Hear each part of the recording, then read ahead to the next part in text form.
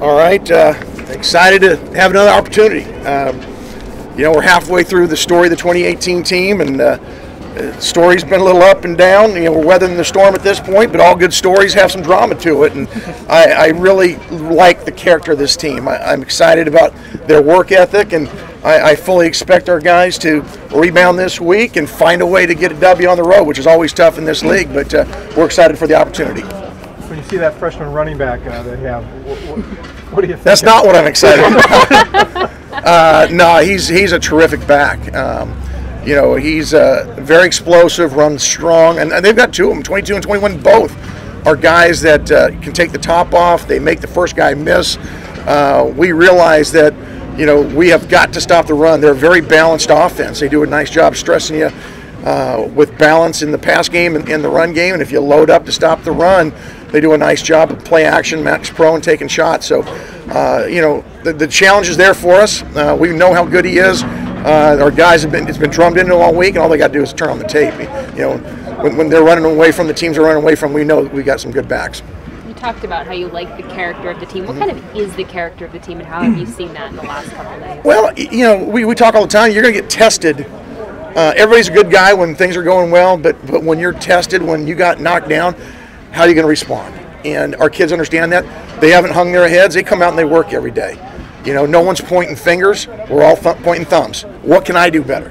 As coaches, what can we do better to help our guys? As players, what can I do better to help my unit? The position, whatever it is. And, the attitude's been fantastic. I've been on other squads that go through tough teams, and all of a sudden, fingers start pointing, or in corners of the locker room, these guys start huddling, or these guys start huddling. It's not happening. I don't know if you heard as you were coming up there, we were talking about Ashton kind of mimicking ghosting an entire practice the other day. What do you think when you see some of your guys doing these kind of things? Well, I think that's an example of the character of our guys. It's important to them. And, I'm back there behind the defense calling it and trying to see what's there, and all of a sudden I hear a guy mumbling to himself, and it's 27. But, football is important to him, and his role is important, knowing what's going on, making the calls, all those types of things, and he doesn't want to miss a rep.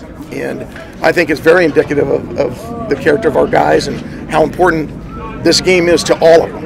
And he sets a great example to those young guys. They see that, and it's, okay, that's the standard for a guy who plays at his level. I've seen, obviously, 22's numbers, but I haven't seen him play a ton. What is it about his game that's allowing him to do this as a freshman? Well, he's got a really good feel. He can make the first guy miss and then make a jump cut and get his hips pointed downhill and really burst out of it. I think they run some schemes that they do a nice job of creating extra gaps and making corners and defensive backs have to make tackles. And they'll crack safeties in the corner, got to make a play. They'll add gaps with tight ends, and they'll get situations where if you've got someone that you want to tackle him, they'll find a way to block that guy and make someone else do it. And then the other guy is their speed guy, right? Yeah, normally we only break down 4 games, but we went back to Ohio State just to see that one, and you see 21 run away from the Buckeyes a couple of times and go for over 70 yards each time. You realize he's something special too, and size-wise, they're not much different. They're both big backs that can take the top off. Well, if he hadn't gotten hurt, they might not have known how good 22 was. I know. So we're planning. I think 21's up this week. We're planning on both of them playing. He played a little bit in their last game. Yeah. And then he got 2 weeks off. So. Yeah. So I would imagine he's going to be fairly healthy. So we know it's going to be a tall task, but our guys are fully aware of how good they are and how well we have to play to hopefully slow them down. Do you have any idea which of their quarterbacks is the most likely to play? I don't have any buddies up in Oregon that can tell me that. They really run the same offense with both of them. I think the third guy, they might do some different things. Obviously, they're different body types, but one of them looks like a defensive end, right? Yeah, is that Luton? The big 6'7". Yeah. I wouldn't want to have to tackle him a whole lot. It was at Ohio University. We had to try to tackle Ben, Big Ben. That wasn't very fun for our guys, and he's about the same size.